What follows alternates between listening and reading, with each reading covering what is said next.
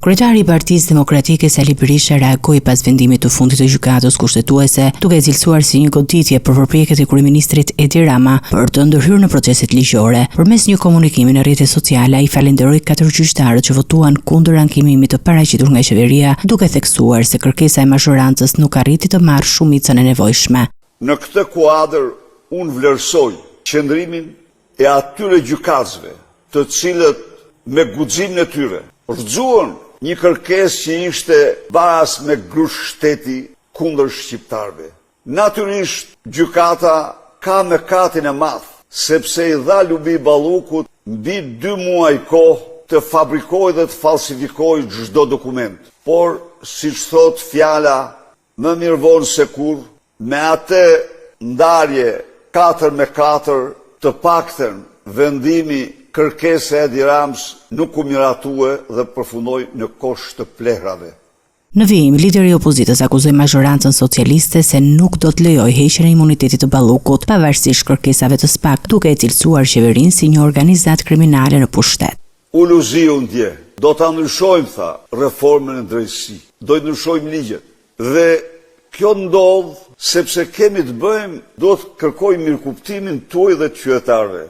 Ne kemi të bëjmë me një organizatë të vërtet kriminale, me në krye Edi Ramën. Berisha shkoi më tej, duke pretenduar se situata ka alarmuar dhe partnerët ndërkombëtar dhe se vendimet e fundit të qeverisë mund të ndikojnë negativisht në procesin e negociatave për anëtarësimin e Shqipërisë në Bashkimin Evropian.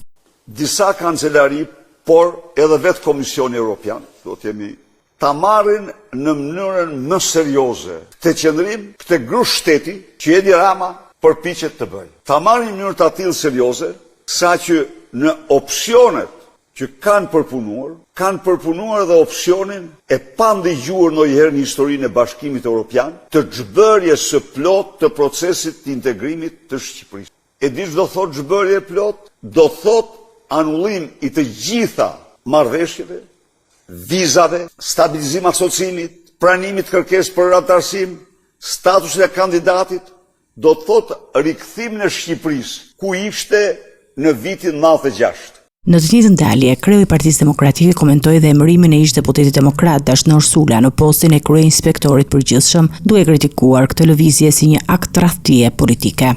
Në qoftë se tradhtia ndaj dheut quhet tradhtie e lartë, edhe tradhtia ndaj idealeve më të shenjta të demokracisë nuk ka pse të mos quhet tradhtie e lartë. Ju them ju që ne do ndahemi me. Ne nuk duam më kurrë në gjirin tonë shërbëtorët e Edi Ramës. Në përfundim, Berisha u bëri thirrje qytetarëve të bashkohen me opozitën në protestën e paralajmëruar për 10 shkurt, duke cilësuar atë si një reagim qytetar kundër qeverisjes së Edi Ramës.